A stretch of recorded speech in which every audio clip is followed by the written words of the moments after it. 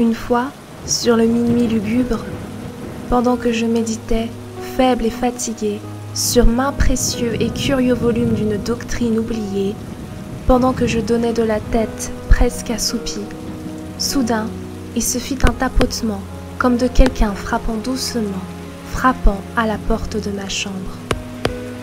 « C'est quelques visiteurs, murmurai-je, qui frappent à la porte de ma chambre.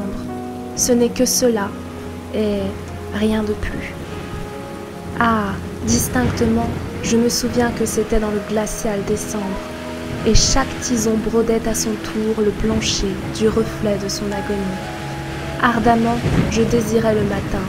En vain m'étais-je efforcé de tirer de mes livres un sursis à ma tristesse pour ma Lénore perdue, pour la précieuse et rayonnante fille que les anges nomment Lénore, et qu'ici on ne nommera jamais plus. Et le soyeux, triste et vague bruissement des rideaux pourprés me pénétrait, me remplissait de terreurs fantastiques, inconnues pour moi jusqu'à ce jour.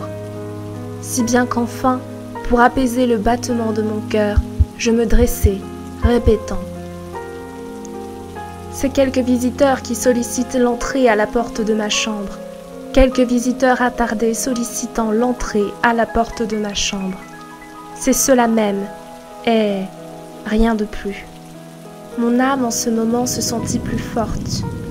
N'hésitant donc pas plus longtemps, « Monsieur, dis-je, ou Madame, en vérité, j'implore votre pardon, mais le fait est que je sommeillais et vous êtes venu frapper si doucement, si faiblement vous êtes venu taper à la porte de ma chambre, qu'à peine étais-je certain de vous avoir entendu.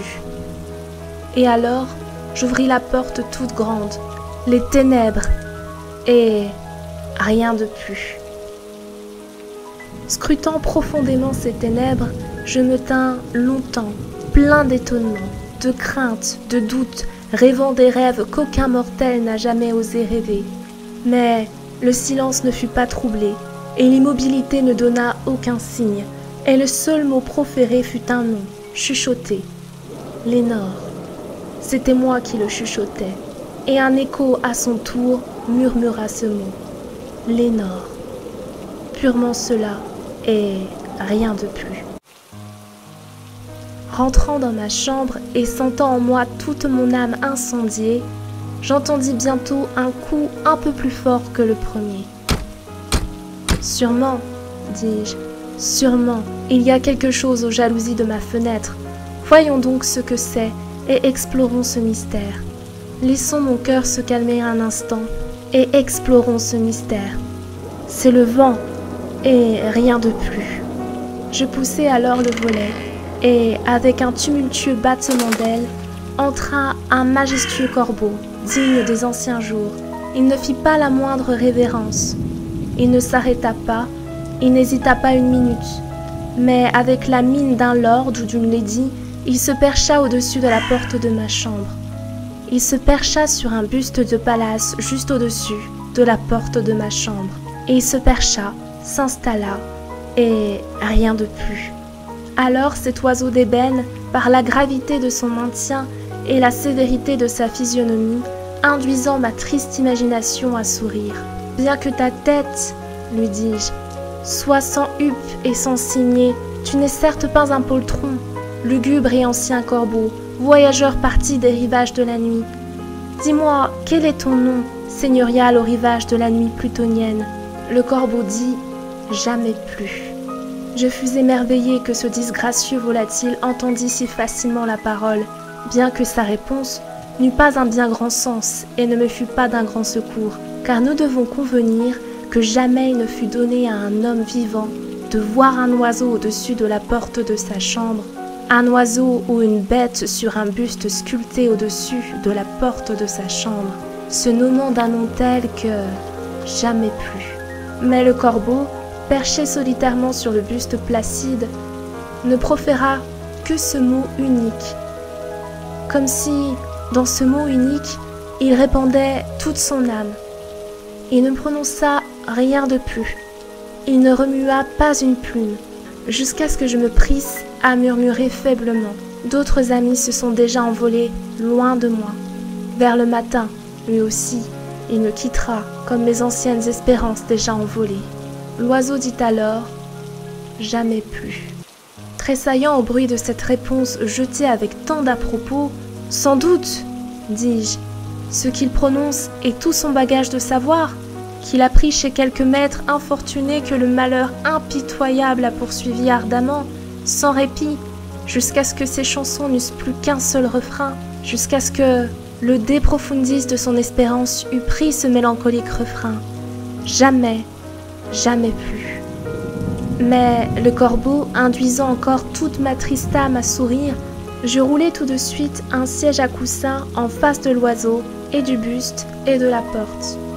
Alors, m'enfonçant dans le velours, je m'appliquai à enchaîner les idées aux idées, cherchant ce que cet augural oiseau des anciens jours, ce que ce triste, disgracieux, sinistre, maigre et augural oiseau des anciens jours voulait faire entendre en croassant son « jamais plus ».